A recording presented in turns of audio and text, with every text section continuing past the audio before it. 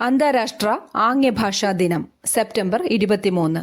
2017 ഐക്യരാഷ്ട്രസഭ ഈ ദിനാചരണം ഔദ്യോഗികമായി പ്രഖ്യാപിച്ചത്. 1951 world federation of the deaf സ്ഥാപിതമായതിന്റെ ഓർമ്മയ്ക്കായാണ് ഈ തീയതി തിരഞ്ഞെടുത്തത്.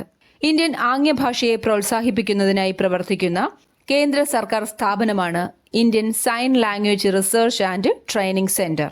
2025 പുരുഷ വിഭാഗം ബാലൻ ഡിയോർ പുരസ്കാര ജേതാവ് ഒസ്മാൻ ഡെംബലെ.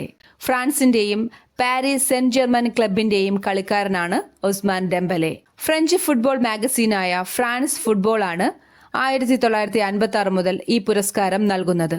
ഏറ്റവും കൂടുതൽ തവണ, അതായത് 8 തവണ ബാലൻ ഡിയോർ നേടിയത് അർജന്റീന താരം ലയണൽ മെസ്സിയാണ്. ഇന്ത്യയിലെ ഏറ്റവും വലിയ അന്താരാഷ്ട്ര ക്രൂയിസ് ടെർമിനൽ അടുത്തിടെ പ്രവർത്തനം ആരംഭിച്ചത് മുംബൈയിൽ. മുംബൈ പോർട്ടിലെ ഇന്ദിര ഡോക്കിലാണ് ഈ ടെർമിനൽ സ്ഥിതി ചെയ്യുന്നത്. രാജ്യത്തെ തുറമുഖങ്ങളുടെ അടിസ്ഥാന സൗകര്യം വികസനം ലക്ഷ്യമിടുന്ന കേന്ദ്ര സർക്കാർ പദ്ധതിയായ സാഗർ മാലയുടെ ഭാഗമായാണ് ഇത് നിർമ്മിച്ചത്. സമുദ്രം വഴിയുള്ള വിനോദസഞ്ചാരം പ്രോത്സാഹിപ്പിക്കുക എന്നതാണ് ഇതിന്റെ പ്രധാന ലക്ഷ്യങ്ങളിലൊന്ന്. 2025 വനിതാ വിഭാഗം ബാലൻ ഡിയോർ പുരസ്കാരം നേടിയത് ഐറ്റാന ബോൺമതി. തുടർച്ചയായ 3-ാം തവണയാണ് ഐറ്റാന ബോൺമതി ഈ പുരസ്കാരം നേടുന്നത്. സ്പെയിനിന്റെയും ബാഴ്സലോണ ക്ലബിന്റെയും മധ്യനിര താരമാണ് ഐറ്റാന ബോൺമതി.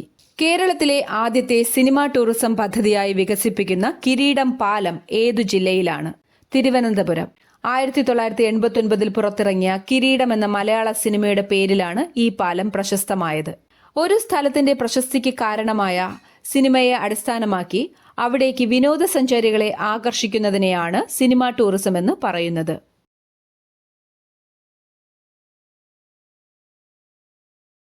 കേരളത്തിലെ ആദ്യത്തെ സിനിമാ ടൂറിസം പദ്ധതിയായ